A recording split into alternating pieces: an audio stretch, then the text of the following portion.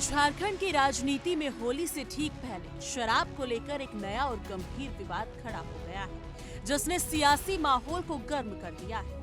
BJP के वरिष्ठ नेता और विधायक दल के नेता बाबूलाल मरांडी ने राज्य सरकार के उत्पाद विभाग पर बेहद गंभीर आरोप लगाए हैं। हालांकि उन्होंने अपने बयान में सीधे तौर पर किसी मंत्री का नाम नहीं लिया, लेकिन उनके आरोप स्पष्ट रूप से राज्य के उत्पाद मंत्री की ओर इशारा करते नजर आ रहे हैं। यानी कि मरांडी ने सोशल मीडिया प्लेटफॉर्म एक्स पर एक पोस्ट साझा करते हुए दावा किया है कि होली के मौके पर कथित रूप से प्रीमियम ब्रांड की शराब की भारी मांग अधिकारियों के माध्यम से की जा रही है। उन्होंने तंज भरे अंदाज में सवाल उठाया कि क्या झारखंड के उत्पाद मंत्री अकेले ही 500 पेटी शराब का सेवन करेंगे या फिर इसमें पूरी दलाल मंडी भी शामिल है।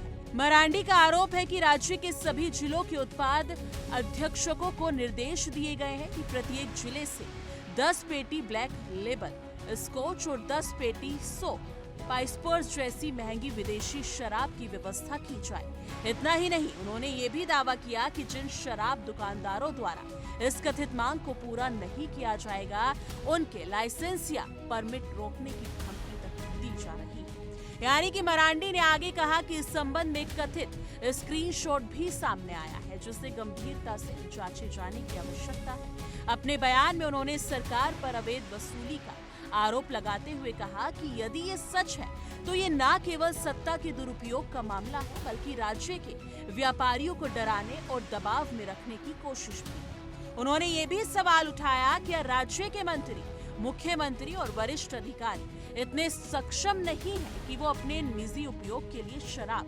स्वयं खरीद सके। मरांडी के अनुसार इस तरह की कथित गतिविधियों से लाइसेंसधारी शराब व्यवसायों के बीच भय और असुरक्षा का माहौल बन रहा है और वो प्रशासनिक दबाव महसूस कर रहे हैं। बीजेपी नेता ने उत्पाद विभाग और राज्य सरकार से पूरे मामले पर तत्काल सार्वजनिक स्पष्टीकरण देने की मांग की है। उन्होंने कहा कि यदि लगाए गए आरोप पूरी तरह निराधार हैं, तो सरकार को बिना देर किए इसका स्पष्ट खंडन करना चाहिए, ताकि भ्रम की स्थिति समाप्त हो सके।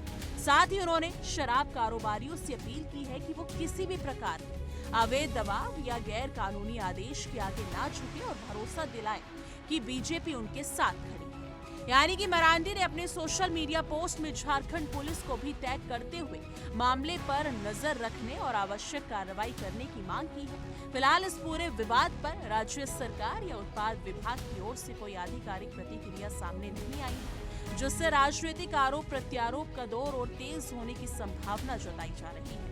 अब सबकी नजर इस बात पर टिकी है कि सरकार इन आरोपों पर क्या सफाई देती है और क्या इस कथित मामले की जांच कराई जाएगी या फिर ये विवाद भी राजनीतिक बयानबाजी तक सीमित रह जाएगा। इस मुद्दे पर आपकी क्या कुछ राय है, कमेंट सेक्शन में जरूर साझा कीजिए। देखिए इंडिया डेली 24/7 अब आपकी स्मार्ट टीवी पर। इंडिया डेली मौजूद है सभी डिजिटल प्लेटफॉर्म पर लाइव और लगातार। इंडिया डेली 24/7 हर दिन राष्ट्र को समर्पित।